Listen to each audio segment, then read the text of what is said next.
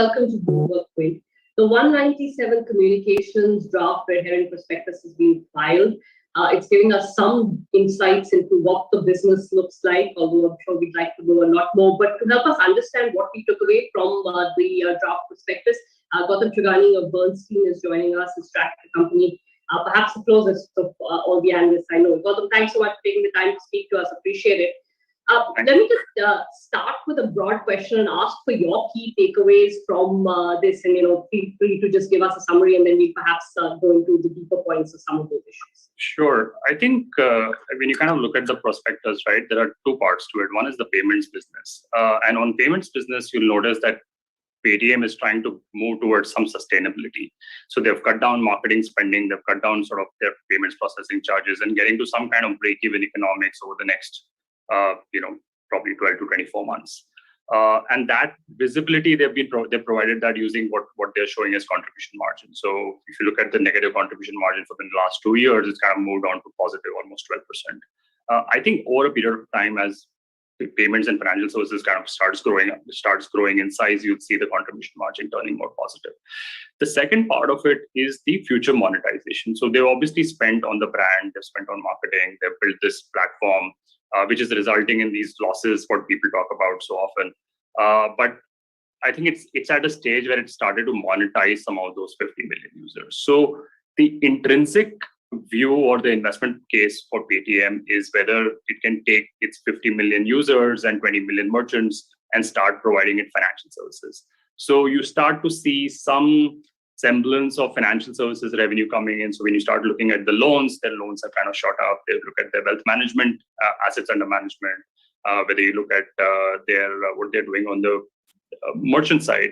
All of those, both on the online side as well as offline side, you start to see now monetization metrics emerging. Now, it's not very clear and out there, but you need to kind of read between the lines to start understanding that.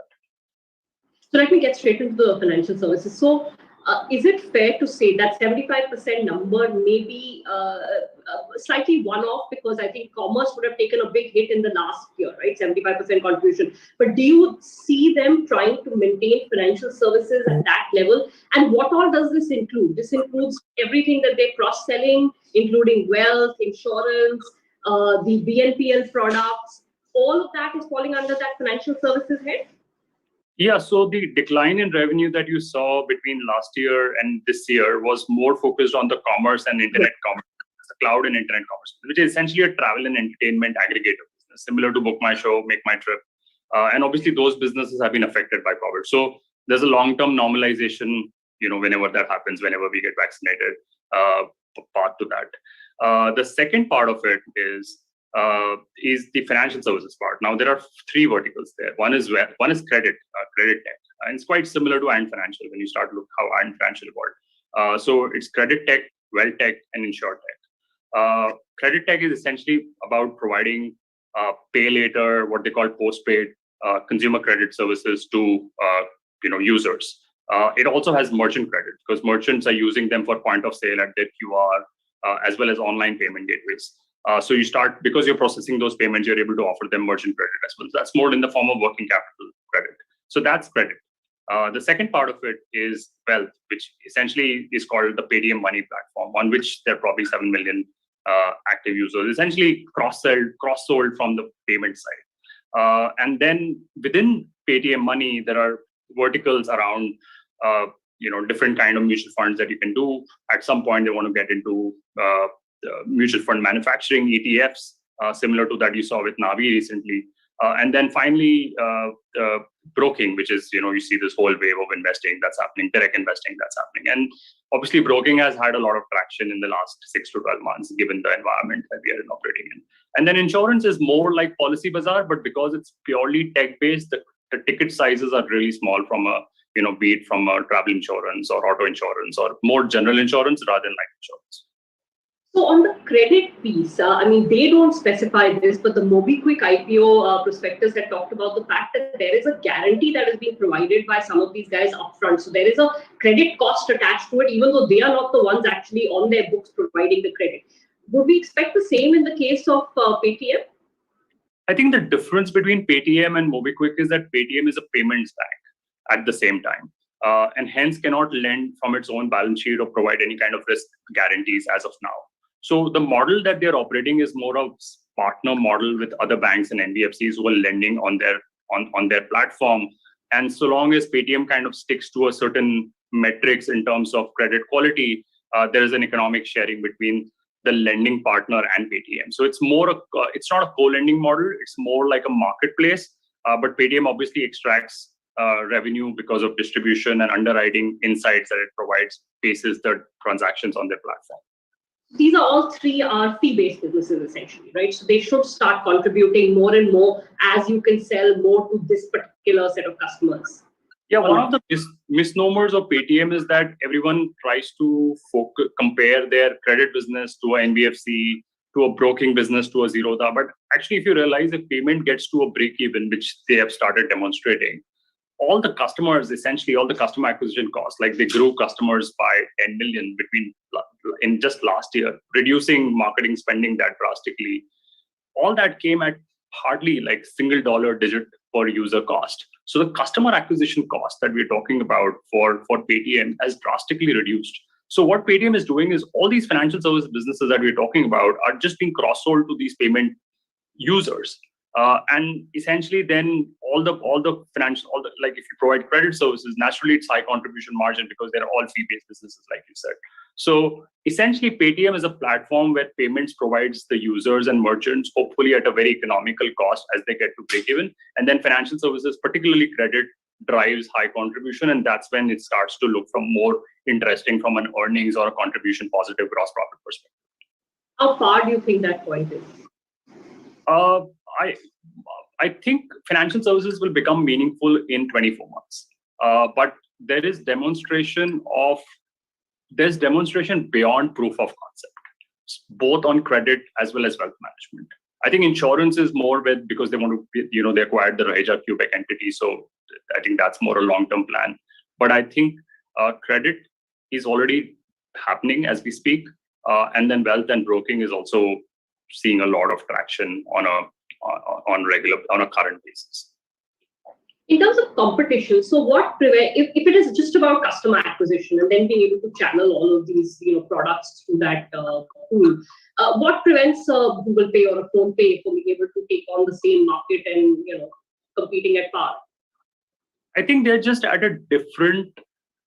they are sort of placed bit different strategically. One, they are purely UPI based businesses, whereas Paytm is more like payment gateway, point of sale, not just QR and UPI. It's a lot more on payments, including the wallet, right? Which still is producing some volumes. It's not died, which everyone expected. I think Google Pay and Phone Pay are not at a stage where they are ready to lend. And I think that's one of the things. And also like UPI makes it a bit difficult to lend because Paytm lends within its wallet and is able to kind of offer, that credit product within the wallet interface. And then the customer can go spend within the Paytm ecosystem or Paytm partner merchants. So they're a bit further away in terms of lending. Over a period of time, I'm sure they'll figure out. Also, like Google is a bit different, right? Google is more strategic in the way it goes about and sort of grabs this opportunity rather than just about providing direct financial services. Paytm is also like more keen on regulatory compliance. So there is a bit of effort required where you have the Paytm Payments Bank, you want to upgrade that to a small finance bank, you have to deal with the RBI and regulator very often. You need to set up these lending partnerships with banks and NBFCs, which is kind of regulatory challenging. So Paytm has just done more legwork on the regulatory aspects of it. And similarly on wealth management and insurance, where they want to get on the manufacturing side, put in the specific entity under SEBI, under IRDA. So it's just like, it has an advantage of being a domestic player who's willing to do more legwork to build a more regular financial services business while utilizing its technology platform. On the expenses side, Gautam, so clearly they pulled back on cashbacks because the marketing and promotional spends are down quite significantly last year. But again, isn't that a stop and start kind of pay? I mean, it's very difficult to get visibility that, okay, they have acquired an X amount of a customer base, and hence from here on, marketing and promotional spends will be much lower as a share of revenue. There's no way to tell, right? I mean, this is such a competitive and fast-changing business. No, I think there's a long competitive runway on payments. given the presence of Google, PhonePe, Walmart, Facebook, WhatsApp, all of that, right? So I think players will choose to operate. I think Paytm has chosen the path that it just needs to be relevant. And it needs to, so long as the trajectory of users and merchant keeps going up and they don't have to spend, one of the charts that we put out in our reports is that if you look at the financial services, if you look at how much Google Pay and PhonePe are spending relative to Paytm, it's almost to the extent of 10x of what Paytm is spending. So the cost of going to that high market share is 10x or 5x. And if you keep doing that, you won't have the resources to build financial services, and you can keep playing this game till the cows come home. So it's or the market consolidates, right? Or someone decides that someone folds, and you say, okay, this is then a two-player market or a one-player market, which is also not likely because there has to be a domestic player. I don't think India is comfortable with Google and Walmart owning 90% of India's payments, right? It just doesn't make sense. So Paytm is offering a domestic viable option. It's listing on the Indian stock market. It will have Indian retail investors as its shareholders. So one needs to keep that perspective in mind as well when you compare them to other players. So it's more about being relevant, doing sensible things on a marketing and spending basis. And so long as you keep growing, the focus should be more on cross-sell and financial services monetization. I think if they don't execute on financial services, yes, then we have a charge. And this payment processing charges part, is there volatility in it? I mean, they talked about in one of their footnotes saying that we managed to bring them down because of, just the extent of business that we do or the scale at which they do it. But beyond the point, there's probably not much squeeze that you can do there, right? I think over a period of time, even Paytm is a consumer of UPI. I mean, I think we don't realize this, but Paytm users use UPI on Paytm, so Paytm loses revenue. Versus if someone uses Paytm's wallet, Paytm makes revenue because you're using it on a merchant. But Paytm is also using UPI because users are using UPI to make wallet repayment, to make wallet reloads using UPI at the same time. So there is some savings component there. And then obviously Paytm has multiple participants, right? Where whenever it's a merchant point of sale or it's using payment gateway, it is kind of sharing that stake with multiple participants. So as it grows in scale, there is some negotiating power. So you're right, it's not a lot, but as you gain in scale, you start to become more efficient there. So it's more an efficiency play. Understood. Gautam, I know you think hopelessly outdated of all of us to worry about profits, but the point is that we all try to understand how does one value a business like this, right? I mean, Sure. What do we look at? There is no price to earnings that we can look at. You can't do price to book because it's not a pure lending business. So what are the metrics? So, I think there are two or three aspects to this. One, obviously, it's the first fintech listing, right? Or sort of first or second fintech listing. So you need to look at global comps. I won't offer a direct view on valuation because we've not put it out there. But when you start looking at the global comps, then fintech platforms, purely platform-based fintech businesses, right from Brazil, US, Asia, trade between 10 times X sales to 50 times sales. That's the range. Any of these businesses are trading at 10 to 50 times sales. So Paytm will be somewhere in between. Second question is on gross, whether there are no earnings, there's no EBITDA. So what do you look at? So over a period of time, at least within Bernstein, and when we look at these fintech businesses, we started looking at businesses more on a EV by gross profit basis because there's positive contribution, there's positive gross profit. So when you start comparing, first point is you start looking at sales multiples. And second is you start looking at gross profit multiples. If someone doesn't have a gross profit, that's a problem because then it starts to look negative relative to other global businesses. But also like the second aspect of business is you can use the multiples, but you need to look slightly forward.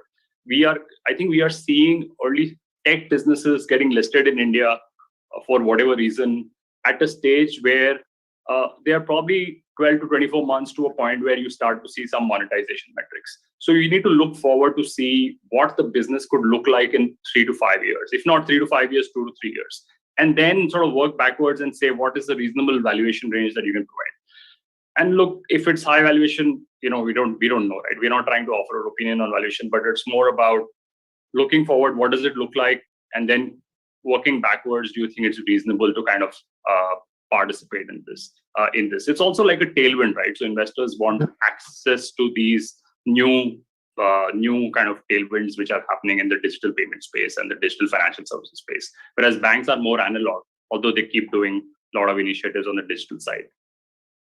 So, relevant metrics track, again, I'm not talking about valuations, we'll get to that closer to the IPO, I suspect. The relevant metrics to track would be, GMVs, contribution profit, expenses, obviously, which will get built into contribution profit as well. Is there any other way to look 2, 3, 4 years forward?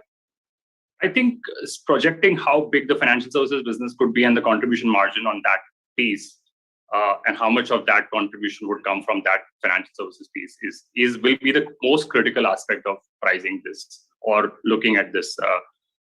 Because you just projected it as a payments business, then it's not interesting, right? Then you start to look, it's just a payments business and it's competing with multiple players. When you start to say that they're monetizing, then it starts to get interesting. So monetization of financial services and the contribution margin that business provides, which is going to be very different from the payments business contribution margin, because the competitive dynamics are very different and the customer acquisition cost is getting more and more economical as you scale.